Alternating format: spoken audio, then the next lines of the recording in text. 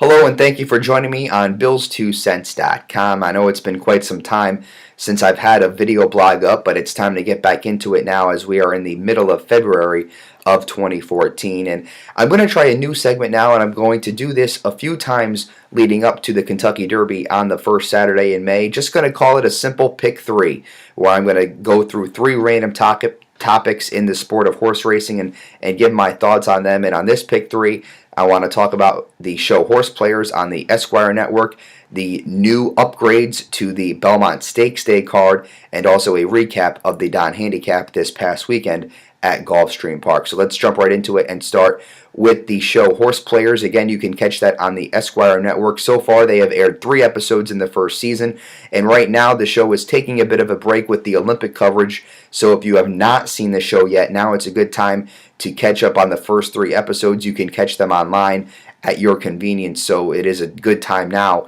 with the Olympics on to catch up on the show Horseplayers.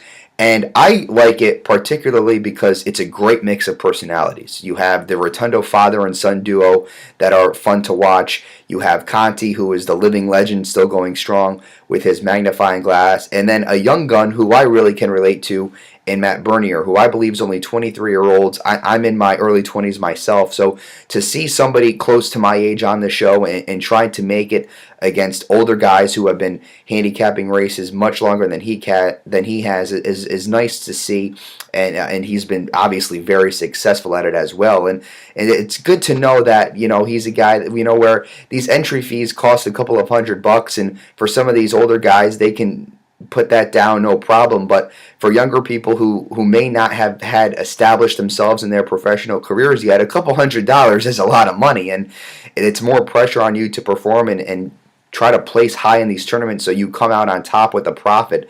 And I'm really impressed by Bernier and the rest of the staff on the Esquire Network show Horseplayers. So 2 thumbs up for me so far through the first 3 episodes. Also need to address the new upgrades to the Belmont Stakes Day undercard on June 7th. NYRA pulling out all the stops here. 10 graded stakes races on a 13-race card on June 7th of this year at Belmont Park for Belmont Stakes Day. It's the second richest day in racing behind the Breeders' Cup, and this is a Breeders' Cup caliber event. It's going to be a Breeders' Cup caliber feel at Belmont Park, and I like this move by NYRA because this will bring in a lot of money for them. It's going to give them worldwide attention, and who knows, if this goes well on June 7th, the Breeders' Cup could come back to the East Coast and New York specifically in the future.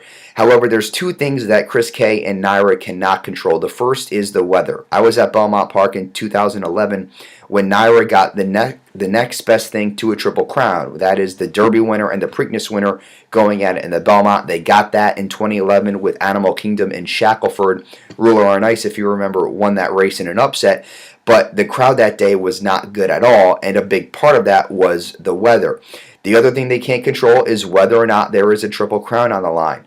That will certainly affect the face value of the tickets if there is a Triple Crown or not. And speaking of ticket prices, NYRA has not announced the prices yet for tickets or admission on Belmont Stakes Day. It is going to be insanely high, most likely. They said in the press conference it will be comparable to the Derby and the Preakness when they had prices close to $50 just for admission alone. So let's see how they will price their admission, but it's going to be higher, much higher than it usually is.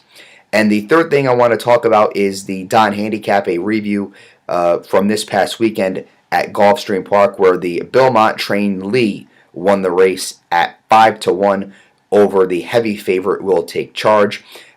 With Belmont, he just gets it done. And now that Lee is in his barn, he could be in for a 5-year-old spectacular season. I did hear some ramblings. They may be pointing to that Met Mile now on the Belmont Stakes undercard, so we'll see what happens with Lee.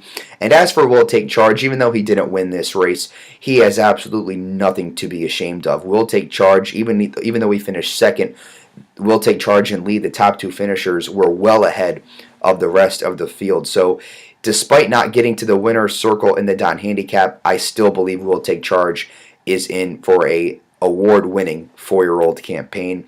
That'll do it for this edition of the Pick 3. Thank you so much for watching, and stay tuned for more information on Bills2Cents.com.